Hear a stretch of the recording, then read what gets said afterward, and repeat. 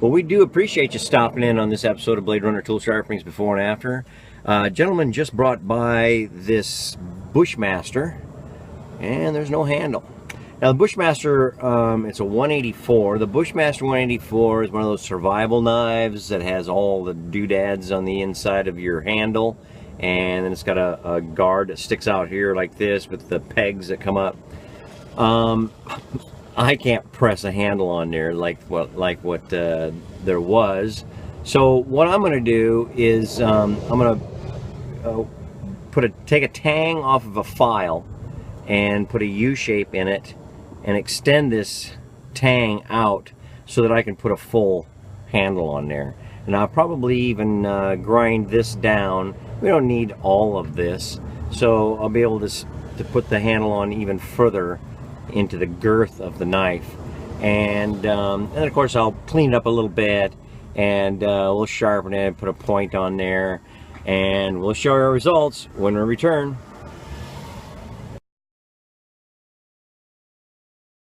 Hey, thanks for hanging in on this episode of Bladerunner Tool Sharpenings Before and After. It's been a while, believe me. I put a handle on this knife.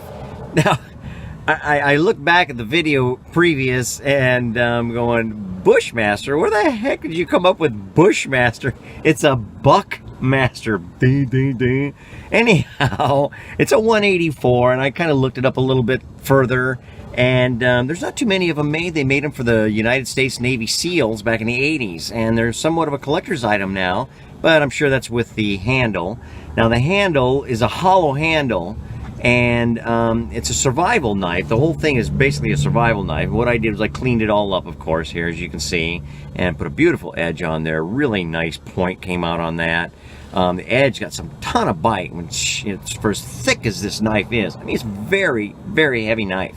What I'm going to do right now is I'm going to pause the video, and I'll show you a picture of what this knife is supposed to look like when it came out of the factory. Okay, now that you kind of got an idea of what the thing looked like, this is what it looks like now. He asked me to put a handle on it, and there's no way that I could put a hollow survival knife handle on this thing. There was no way for me to press one on. So I suggested, well, do you mind if I weld a tang on it? He said, no, do whatever you need to do. Just put a handle on it. It's just going into my man cave, and I may take it out every once in a while, but other than that, yeah, it's not going to get used and abused, put it that way. And I said, okay, cool. So what I did was, and then he insisted on a finger guard, which I've never done on a knife before. I've made a few knives, but I've never put a finger guard on any of them, and I never put a butt on any of them, and I've never put a all the way through tang. This is the first for me for a lot of things.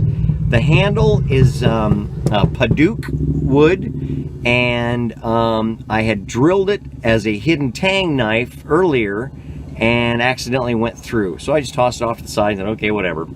Well, I found that handle, dug that handle up, and it fit absolutely perfect on here. It was just made to be. I even slotted the handle, and I didn't even have to mess with the slot. Everything just fit. It was made to be for this knife. That's all there is to it. Now, what I did was welded a tang off of a farrier's file onto what little bit of short tang you saw in the earlier video, and threaded it, rounded it, and then I threaded it, made this brass buttress, and then I got this brass acorn nut and put it on there. I think what I'll do here at this point is I'll show you a picture of what the tang looked like.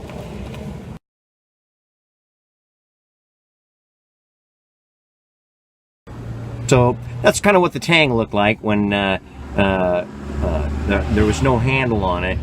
So when he asked me to do this, it's like, okay, do I order one or do I just try to make one? Well, I decided to go ahead and make one. So what I made it out of was probably a good 50 or 60 year old industrial door hinge. And I simply cut this out. As a matter of fact, this indentation there is one of the screw holes. So I made another indentation there to even it out, and then I don't know if you can see it on the video here or not, but right up in here I started with one of the screw holes and started my channel for the knife to fit into the finger guard, and it came out beautiful. I'm very, very pleased with it. Shined up all the spine on there, cleaned that all up, sharpened it, of course, and that is what makes the world go round here at Bladerunner Tool Sharpening's Before and After. Hope you enjoyed this video. Hey, give us a like and share our Facebook page, and like and subscribe to our YouTube channel. And remember, with Bladerunner, there's never, ever a dull moment.